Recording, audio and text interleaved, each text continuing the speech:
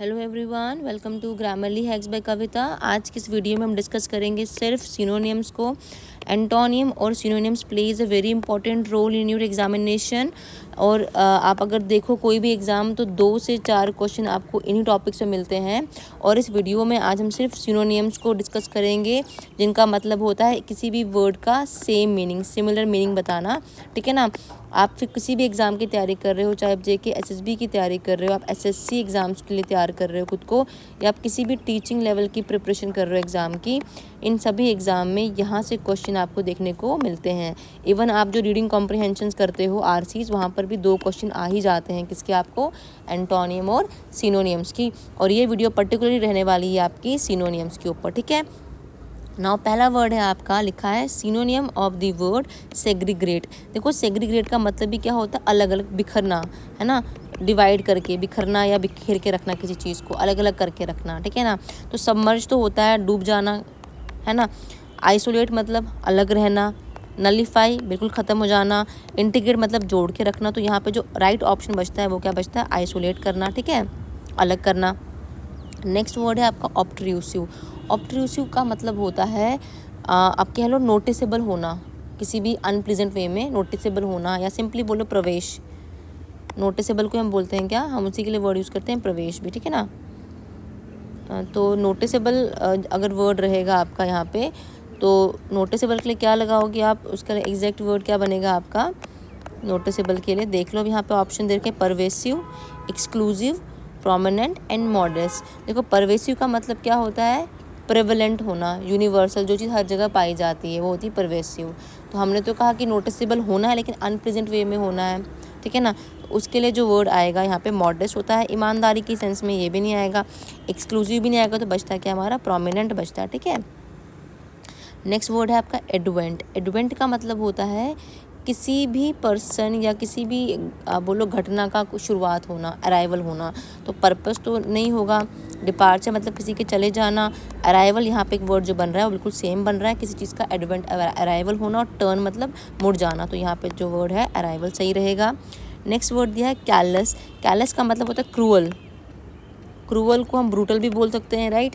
तो यहाँ पे जो पहला ऑप्शन दे रखा है ब्रूटल, वो इसका आंसर बन जाएगा। बाकी प्रॉब्लमेटिक का मतलब और किसी प्रॉब्लम को बुलावा देना। लार्ज मतलब बड़ा, और ह्यूमेन मतलब ह्यूमेन से डील करना। ठीक है ना।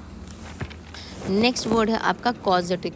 कॉजेटिक को आप ना एसिडिक के सेंस में ले सकते हो, क्योंकि कॉजेटिक का मतलब भी क्या होता है? किसी चीज़ को बर्न कर देना, तबाह कर देना, या डिस्ट्रॉय कर देना किसी केमिकल एक्शन के थ्रू। ठीक है ना। तो कॉजेटिक के लिए जो राइट वर्ड है यहाँ पे वो एसिडिक ही है। फोटोजेनिक मतलब जिसकी तस्वीरें अच्छी आती हैं उसको बोलते हैं बेसिक। एसिडिक का उल्टा हो गया। और सूदिंग जो हमारी आँखों को अच्छा लग रहा है, जो हमें प्लेजर दे रहा है। तो यहाँ पर जो राइट वर्ड होगा वो हमारा एसिडिक होगा। नेक्स्ट वर्ड दे रखा है हमारा कंसीड। कंसीड का मतलब भी क्या होता है? एग्री कर लेना। ठीक है ना। अगर आप किसी बात को ना चाहते हुए भी एग्री कर रहे हो ना, कि सच्चाई को, तो उसको हम कहते हैं कंसीड। ठीक है ना। तो मतलब यहाँ पे लिखा रिजेक्ट मतलब नहीं मानना, ये तो नहीं होगा। डिनाई का मतलब भी क्या होता है? ना की सेंस में। फैसिनेट भी यहाँ पे नहीं होगा। तो बचता क्या हमारा? यहाँ जो राइट ऑप्शन होगा वो होगा परमिट। नेक्स्ट वर्ड है हमारा डेफिशिएंट। डेफिशिएंट मतलब किसी चीज़ की कमी होना। कमी के लिए स्लीक वर्ड तो नहीं होगा ना। ठीक है ना। स्लीक का मतलब होता है मुलायम, तो ये मुलायम की बात तो नहीं की है। होल का मतलब पूरा के सेंस में। इनकम्प्लीट मतलब अधूरा, है ना। और इंटीग्रल मतलब किस चीज़ का पार्ट होना, तो ये भी नहीं होगा, होल भी नहीं होगा, स्लीक भी नहीं होगा। तो बचता क्या हमारा? अधूरा, विच इज़ इनकम्प्लीट। डेफिशिएंट का मतलब। ठीक है। नेक्स्ट वर्ड दे रखा है आपको ट्राइवल। ट्राइवल का मतलब होता है मामूली सा चीज़। एक होता है राइवल वर्ड, जिसको आप दुश्मनी के सेंस में लेते हो। यहाँ ट्राइवल लिखा, जो क्या होता है? मामूली हो गया, ऑफ लिटिल इंपॉर्टेंस। तो अनइम्पॉर्टेंट का मतलब भी सेम ही होता है, तो यहाँ पे अनइम्पॉर्टेंट हो जाएगा। सिग्निफिकेंट मतलब बहुत ज़रूरी। तो यहाँ तो ट्राइवल का मतलब क्या होता है? जो ज़रूरी नहीं है हमारे लिए, जो हमारे लिए क्या है? अनइम्पॉर्टेंट है, वो होता है हमारा ट्राइवल। और स्मॉल मने छोटा, लार्ज मने बड़ा। तो जो राइट ऑप्शन होगा वो होगा आपका अनइम्पॉर्टेंट। नेक्स्ट वर्ड दे रखा है आपको आर्डस। आर्डस का मतलब होता है फुल ऑफ तकलीफ बोल लो, या फुल ऑफ डिफ़िकल्टी बोल लो। ठीक है ना। जिस चीज़ को बहुत सारे एफर्ट चाहिए हो, लॉट, जिसको बहुत एफर्ट लगते हों। ठीक है ना। अब देखो वो पैशनेट तो नहीं होगा, जिसमें पैशन मतलब जिसमें ज़ील है कोई काम करने की, है ना। वो तो नहीं होगा। हाफ हार्टेड मतलब दिल से कोई चीज़ आधी कर रहे हो आप। ईजी मने बहुत ही ईजी है। सॉफ्ट मने कोई चीज़ बहुत ही मुलायम है। ठीक है ना।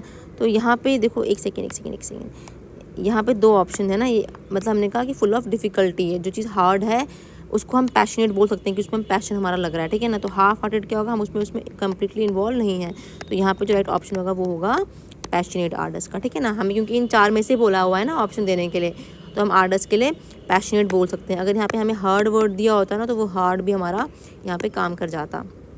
नेक्स्ट वर्ड है बैफलिंग। बैफल का मतलब ही क्या होता है, पजल करना, कंफ्यूज करना, ठीक है ना। पजल करना या आप इसको बोलो कंफ्यूज करना। तो और यहाँ लिखा है एक वर्ड मिस्टिफाई, ठीक है ना, और इसका मतलब भी क्या होता है, टू मेक समबडी कंफ्यूज, किसी को कंफ्यूज करना, मिस्टिफाई, टू मेक समबडी। देखो कभी कभार अगर लिखा हो ना यहाँ पे सिर्फ एक वर्ड कन्फ्यूज्ड, यहाँ लिखा होता है कन्फ्यूज, तो आप पहचान जाते हैं बैफल का मतलब कन्फ्यूज करना। लेकिन कभी कभार डिफिकल्ट वर्ड दिया होता है, लिखा है मिस्टिफाई, तो यहाँ पे मिस्टिफाई सही आंसर है। एनलाइटन नहीं होगा, क्लियर भी नहीं होगा और कॉम्प्रिहेंसिबल भी नहीं होगा। नेक्स्ट वर्ड है आपका एंट्रेंच। एंट्रेंच के लिए आपको ऑप्शन दे रखे हैं establish, eliminate, dislodge and remove.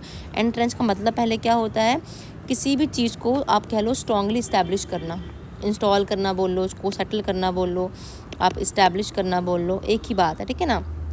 अब देख लो ऑप्शन क्या दे रखा है आपको, एलिमिनेट मतलब नकारना उसको, डिसलॉज का मतलब भी क्या होता है, किसी चीज़ को जब आप किसी इंसान को किसी या अपनी उसकी प्लेस से बाहर निकाल दे रहे हो उसके पद से, तो उसको मतलब डिसलॉज करना, रिमूव करना भी निकालना होता तो बचता क्या है यहाँ पे इस्टेब्लिश करना, ठीक है।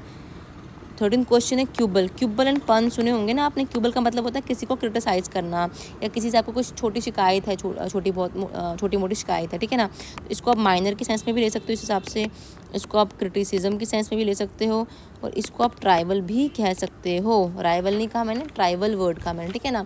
तो यहाँ पे जो राइट ऑप्शन होगा देख लो, अब लिखा है अपलॉड। अपलॉड माने किसी की तारीफ़ करना, ये तो नहीं होगा। अप्रूव भी किसी को अप्रूव करना होगा। सपोर्ट किसी का सपोर्ट करना, तो बचता क्या है यहाँ पे क्रिटिसिज्म बचता है।